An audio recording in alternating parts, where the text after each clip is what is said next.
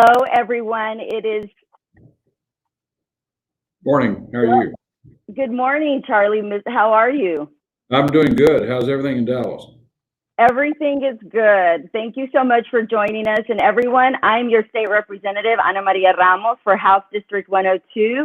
And I've invited Mr. Charley Wilkinson to join us today. Charley is with C.L.E.A.T, Combined Law Enforcement Association of Texas. And Charley, tell us a little bit about what you do for C.L.E.A.T.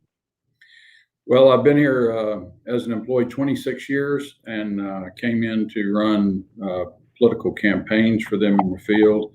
And then 26 years later, I'm the executive director, lobbyist, and I do just about whatever the union needs me to do on a daily basis, and heavy on operations and trying to make things go for the 25,000 plus members that we have out across the state.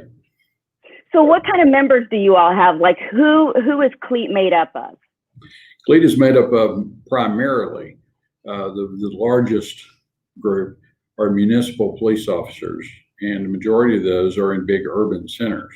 Followed by that would be deputy sheriffs in big urban centers across the state. Followed by that would be county jailers that are also in C.L.E.A.T. Then after that would be all the other groups, the ISD police. We would have university police out across the state, and some state corrections officers in the prisons, and some game wardens, fire marshals, people that are sworn radio operators for the police departments, 911 dispatchers that are licensed. And so I'm sure I'm leaving someone out, and that's the danger of always starting out with a list. But those are primarily the people that we represent, law enforcement personnel. Wow, law enforcement personnel all over the state of Texas. Yes. Now, what's one of C.L.E.A.T's biggest priorities right now? What are you all focused on right now currently with the COVID pandemic and how it's affecting your members of your law enforcement group? Well, our whole world changed when your whole world changed. And so as the public had come to this sad reality, and suddenly we had to apply the brakes to the legislative political priorities of the union, the operation issues that we were focused on, and we had to stop and fight this battle. And so our officers are out there endangering their own lives, as they always do, but in a new special way. And as they're interacting with people that are either could be positive or positive for this virus, and or people that are passing it through a community. So officers can't stay home and self-quarantine until something's happened that they're forced to do that. They have to go to work. So we've been really focused on asking lawmakers to somehow work on a presumptive emergency order that would presume that if an officer has this COVID-19, that they got it at work.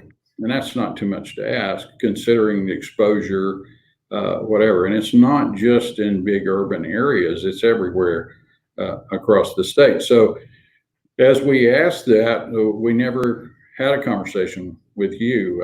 We didn't. And so I was very moved to see that you were all of a sudden, this was your issue. It was organic from your side. You were writing a letter to the governor, and then you were twisting arms and prevailing on other lawmakers to sign on the letter. So you have over 30 bipartisan people that wrote in to the governor asking for an emergency order for this to be presumptive. So we're extremely grateful. There's not been a better friend. We didn't see it coming.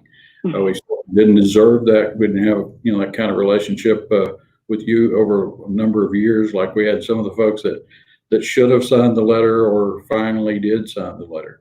So we're grateful to you for that. But C.L.E.A.T has always been on the forefront of rights and benefits for working people inside of law enforcement. So we can't, in good conscience, ask these folks to go out and work, and we can't say that they're exposed and then go backward in time and force the officer to prove up somehow. On this call, I was exposed here. It could have been here. It could have been here at close proximity. I had laid my hands on someone and arrest them because they were a danger to other people or they were a danger to themselves. And so it's completely unfair for the onus to belong to the working law enforcement person. So presumptive would just mean that we just presume that because you're in an emergency room working on the front line in a hospital, that you didn't get COVID-19 at a party, you got it in the ER. And so the same with officers. And that's what we're asking for, and that's what you're helping us do. And that's what we've always been about, is trying to bring those kind of rights and benefits to officers. And the interesting thing is that we have the kind of a adult relationship with the Texas Municipal League that you'd expect. We fight with them in constant, and they look at themselves as keeping the unions honest, and we look at them as keeping the employer honest. And so one day after I stood out in front of the Capitol and asked state leaders to do this, the Texas Municipal League risk pool came out and said, we agree. And on the letterhead they put out, it should be presumptive for first responders.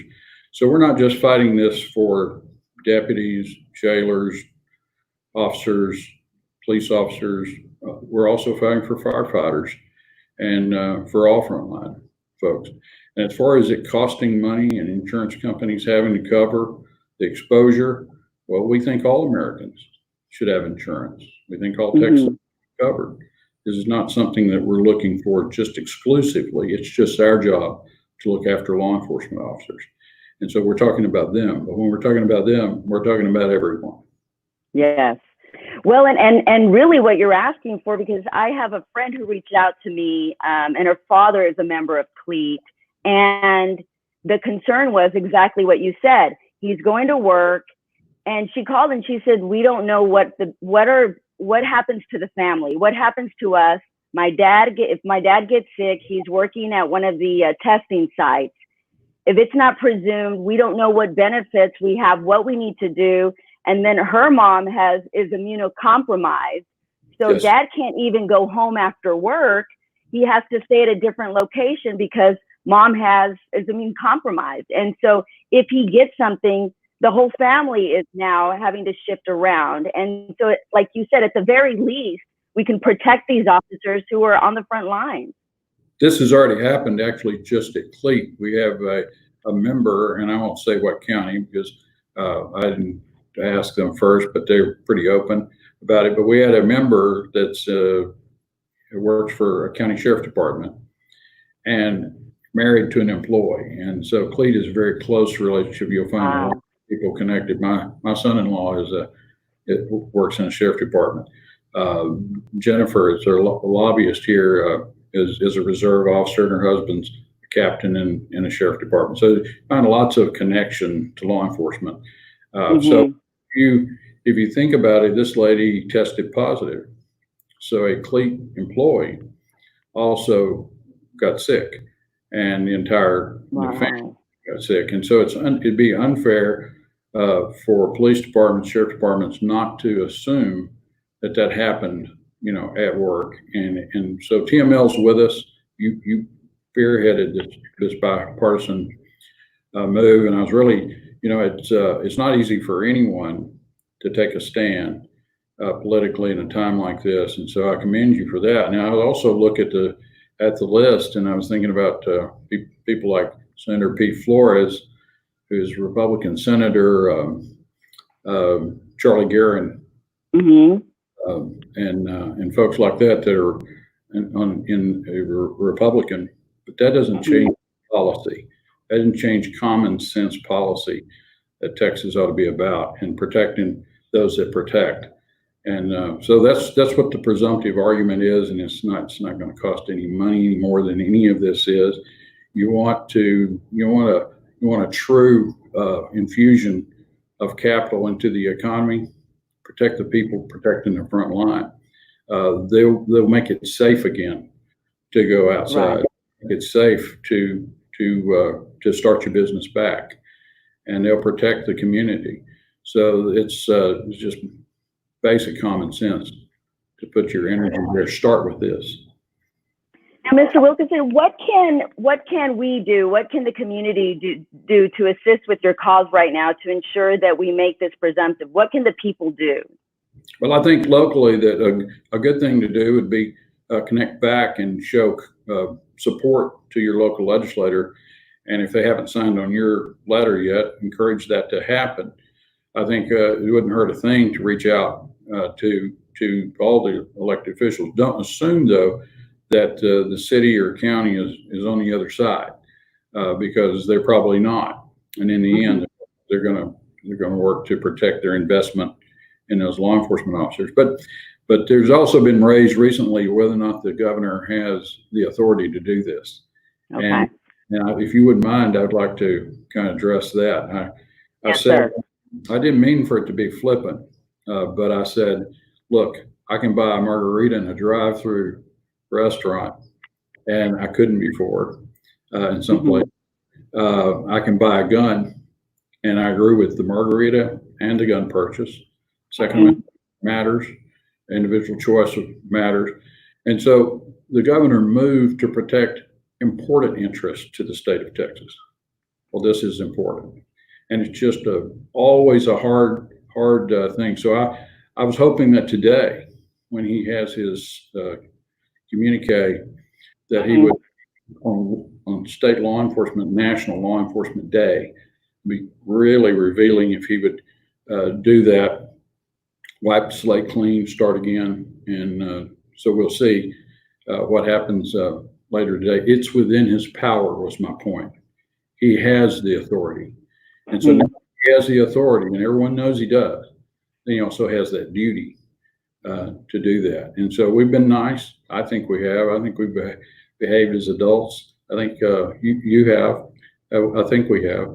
And so we asked nicely for this, and so we're hopeful that it comes, and better late than never. But it's always a tough fight. And I just went over to the Capitol to look and see if the Texas flag was at half staff, because it is, and the reason it is because C.L.E.A.T had to pass a law.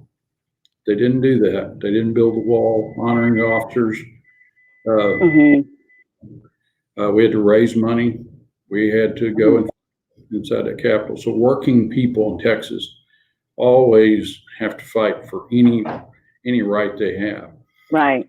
I encourage the other unions out there. I'd encourage individual workers to affiliate, even in the time, when economic times are tough. I encourage you to stay in your union if you have one, and join one if you don't, if you're not in there, because these are the people that come to the Capitol and fight for you, for teachers, for firefighters, for officers, and really all workers. That's right. And Charlie, if we will work with you, hopefully the governor exercises his authority to do this before it get, like you said, it's better late than never. And we'll also look forward to working with you on a bipartisan level to make sure that we have a legislative fix long term, so that we don't have to put our first responders' lives in danger again, to the extent that their families may also be impacted. So I hope that you and Senator Powell will consider looking at pre-filing. Yes, sir. Because November will be here, and pre-filing is allowed along about November. We'll work with you on the language. We'll help do anything we can to assist you guys. You too were first out of the chute, along with Representative Guerin, and contacted me and said, well, I was second. So that's good. We want everyone to be involved if they can. That's right. That's right. Well, hey, let's all, doesn't matter what we fight for as long as we get it pushed forward. So thank you so much, and happy National Law Enforcement Day. I hope that we can really help move this issue forward and get you and your team and all your members and our law enforcement what they deserve, which is protections for them and their families. So I appreciate you taking the time with us today and educating our community. and we'll do everything that we can to continue to help push this issue forward and hopefully get the governor's attention so that we can protect you all. Thank you for your help, and God bless you. Thank you. God bless you.